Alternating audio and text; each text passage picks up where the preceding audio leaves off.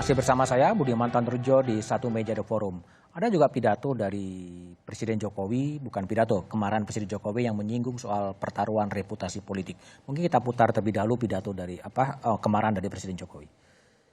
Kalau mau minta perpu lagi saya buatin perpu. Kalau saudara belum cukup, asal untuk rakyat, asal untuk negara. Saya pertaruhkan reputasi politik saya. Oke, Bung Plate, kalau minta perpu, saya keluarkan perpu, saya pertaruhkan reputasi politik demi untuk negara, dan juga sebelumnya ada yang pembubaran sebetulnya. Dalam bayangan Bung Plate yang hadir di sana, ini lembaga yang dibayangkan mau dibubarkan itu yang mana sih? Jadi saya kira jelas sekali apa yang disampaikan oleh Pak Presiden ya. For the sake of the nation, for the sake of the people, I will do anything within my power. Termasuk pembubaran lembaga? Apa saja, ya, termasuk pembubaran lembaga. Lembaga mana? Nah, lembaga apa saja yang tidak mengambil bagian dalam mendorong akselerasi kita ya untuk daya serap belanja-belanja negara, dan mendorong akselerasi kinerja kita untuk menjaga dan safeguard perekonomian nasional kita. Apa saja. Tapi tentu Presiden dalam membubarkan lembaga negara tidak bisa dilakukan sendiri. Pembubaran lembaga negara bisa dilakukan melalui undang-undang, yaitu Perpu. Dan Perpu di sini ada peran DPR ya, untuk bersama-sama. Apabila ada lembaga negara yang tidak mendorong ya usaha bersama mengatasi COVID, yang tidak ikut bersama-sama melakukan akselerasi daya serap APBN yang menjadi stimulus di perekonomian nasional kita. Ada ya? Ya kalau misalnya dia tidak bergerak dengan baik di mana daya serapnya masih rendah, berarti ada yang masih tersumbat. Dan ini memperingatkan kepada seluruh lembaga negara, kepada seluruh anggota kabinet. Nah, sekarang waktunya kita akan sangat terlambat. Sebelum itu terlambat, bergeraklah. Di mana yang menghambat serapan itu?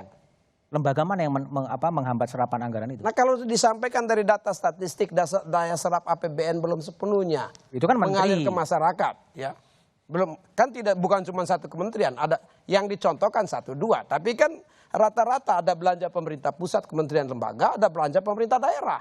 Jadi kalau lembaga ada negara belanja itu mana? Pemerintah desa juga. Kalau lembaga negara itu mana yang mau dikatakan dibubarkan itu? Ya kalau lembaga negara yang mana yang tidak disebutkan oleh Presiden, lembaga yang mana yang disampaikan apabila lembaga negaranya tidak membantu melancarkan usaha bersama mendorong mendorong akselerasi daya serap ya, maka kalau itu dibutuhkan within my power, saya lakukan. Oke, baik. Dian, jadi Presiden sampai mengatakan mempertaruhkan reputasi politik, mengeluarkan perpu termasuk juga untuk membubarkan lembaga gitu. Iya, beliau tampaknya struggle to win the public trust ya. Struggle to the public trust. Karena survei publik sudah menunjukkan, tadi Burhan sudah mengatakan sudah turun, dan terutama pada menteri-menterinya. Dan saya pikir itu menunjukkan bahwa bagaimana kabinet ini efektif administrasi itu tidak terlihat, yang membuat kinerja kabinet ini banyak orang mempertanyakan ini menterinya kerja enggak. Ketika kita lihat pada awal-awal COVID ada denial, bahkan akhirnya beliau sendiri mengakui memang sengaja untuk tidak mengungkapkan kepada publik. Agar tidak panik. Untuk menghindari kepanikan itu sendiri. Tapi akhirnya kan menimbulkan backlash itu sendiri. Nah sekarang yang terjadi justru kalau kita lihat kasus di Vietnam misalnya. Ketika kasusnya baru 6, mereka sudah membuat SC. Oke, kalau kembali ke pembubaran sebetulnya. Kalau dalam bayangan Anda ini apa? Wujud betul-betul sebuah untuk mempertaruhkan reputasi politik demi untuk negara ya bubarkan aja. Dalam yang dibubarkan yang mana? Saya pikir yang tidak perform sudah jelas hasil survei sudah menunjukkan bahwa mana yang tidak perform. Itu kan hanya ganti menteri aja, bukan pembubaran lembaga. Ya, ganti menteri. Ya memang menterinya juga harus diganti, Mas Budiman. Memang menterinya juga harus diganti. Yang dibubarkan sebentar, Burhan, biar Nasir dulu. Yang dibubarkan itu kan lembaga yang dibentuk atas dan dalam kewenangan Presiden, yang dia punya otoritas. Ya. Sementara lembaga-lembaga yang diatur dalam konstitusi dan pengaturannya melalui undang-undang, ya presiden nggak bisa membubarkan lembaga itu. Oke. Nah, yang dia bentuk yang dalam otoritas kekuasaannya apa misalnya staf khusus milenial. Oh, itu yang dimaksudkan. Itu bisa juga dibubarkan sama dia. Udah bubar sendiri. Apalagi ada 2 orang yang bermasalah. Ya, dari Pak KSP gitu. Kita nggak mendengar misalnya staf khusus milenial memberikan pencerahan terkait bagaimana kemudian situasi seperti ini. Ya, kemudian juga BPIP, ya, nggak ada kemudian ketika hiruk pikuk tentang haluan ideologi Pancasila seolah-olah mereka sembunyi. Belum lagi. Jadi intinya lembaga yang dibentuk atas dan dalam kewenangan presiden. Ya silahkan bubarkan itu daripada mubazir tidak punya manfaat bagi presiden itu sendiri. Baik, oke Burhan, kalau reputasi politik yang dipertaruhkan apa yang Anda baca? Ya. Terutama kan berkaitan dengan kenyataan bahwa beliau tidak bisa maju lagi 2024. Jadi ini adalah kesempatan terakhir di mana beliau bisa nggak memberikan legacy. Nah, legacy itu tergantung seberapa mampu Presiden Jokowi membawa nahkoda kabinetnya melampaui tantangan krisis. Tetapi saya terus terang agak terganggu dengan kata-kata membubarkan dan terusnya itu. Karena kalau kita baca kasus di banyak negara, apa yang ditulis oleh Harari, ya, situasi krisis membuka pintu otoritarian. Jadi jangan sampai situasi krisis itu membuka keran bagi tindakan apa yang disebut dengan istilah eksekutif illiberalism. Nah itu mengkhawatirkan yang terjadi di Brazil, terjadi di Amerika Serikat, di Hungaria, di Polandia, itu adalah contoh yang tidak baik. Nah misalnya ya, mungkin kalau tadi Bung Nasir sudah menyebut, kalau membubarkan lembaga yang bukan otoritas presiden, jelas itu problematik secara demokratis.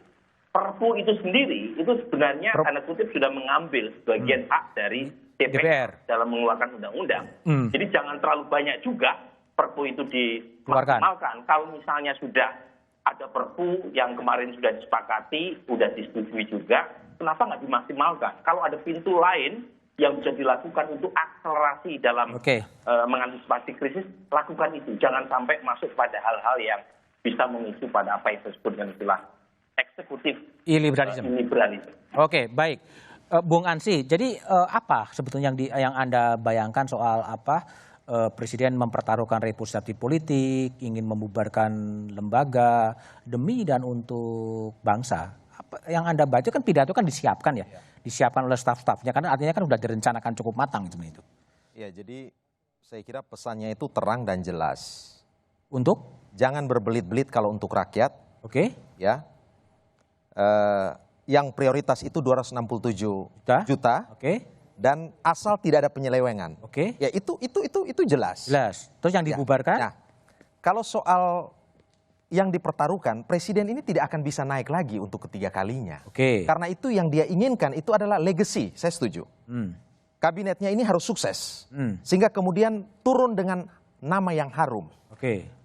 Saya tadi ingin mengkritisi yang dikatakan oleh Bung Burhanuddin soal krisis itu potensial atau rentan akan melahirkan pemimpin diktator, katakan seperti itu. Yang terjadi di Presiden Jokowi berbeda. Ya? Beliau justru meruntuhkan tradisi idealisasi istana. Apa itu? Selama ini yang lahir dari istana itu yang perfect, yang tanpa celah, yang bagus-bagus, yang kabinet ini kerjanya tanpa kritik, semuanya oke. Hari ini presiden membuka itu semua, mengatakan bahwa ya kabinet saya ada persoalan, daya serapnya kurang. Karena itu kemarahan ini intrinsik atau inherent itu dengan 2 unsur. Satu, ada unsur di situ ada apologi. Beliau mengakui ada yang kurang, tetapi juga mungkin memberi pesan kepada masyarakat bahwa mohon maaf. Ada yang tetapi kasih kami kesempatan untuk berbenah. Berbenah termasuk membubarkan? Berbenah dalam pengertian ini berbenah evaluasi kinerja kabinet untuk kemudian mentransformasi sehingga kemudian bisa menjawab apa yang menjadi harapan publik dan apa yang harus dilakukan di masa krisis ini begitu.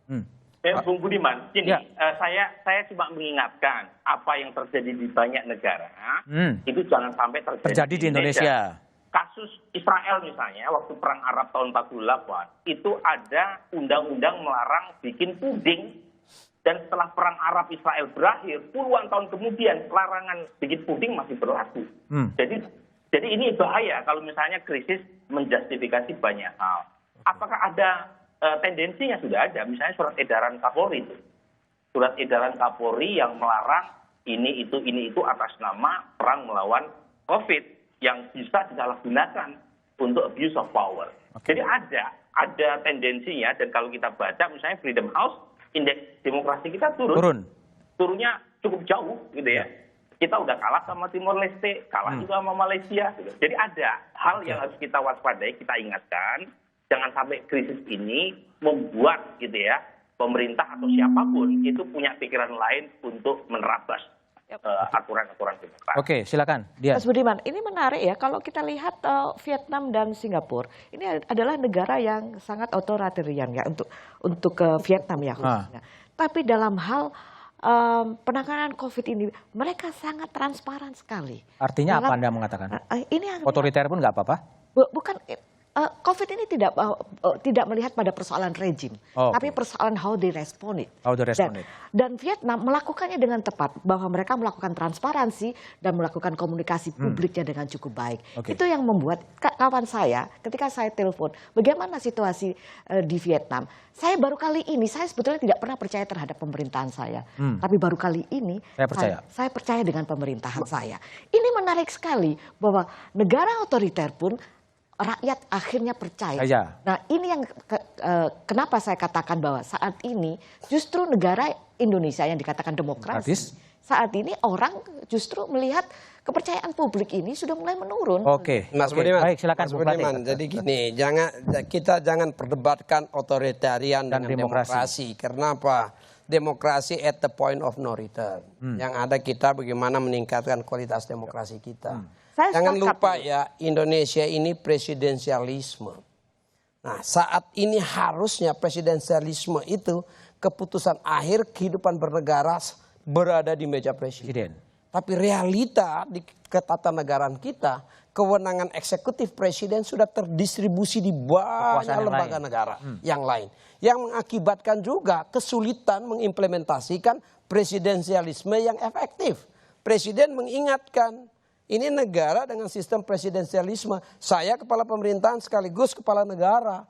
Ya, pada saat di mana situasi yang begitu sulitnya, keadaan darurat yang luar biasa yang belum ada pengalamannya dari bangsa-bangsa di dunia, saya harus menyelamatkan negara saya. Saya harus menyelamatkan bangsa saya. Tetapi sebelum langkah-langkah itu saya ambil, ya, masih ada kesempatan untuk memperbaikinya. Nah, warning ini diberikan kepada anggota kabinetnya, kepada semua lembaga negaranya, dan to the nation, kepada bangsanya. Mari kita sekarang tegak itu. Ini prakondisi ya? Pendek coba. Saya kebetulan punya survei terakhir. Jadi kepuasan terhadap demokrasi itu turunnya, slope-nya itu paling rendah dalam 16 tahun terakhir. Dari 75% di bulan Februari yang puas terhadap how democracy is working, terakhir tinggal 49%.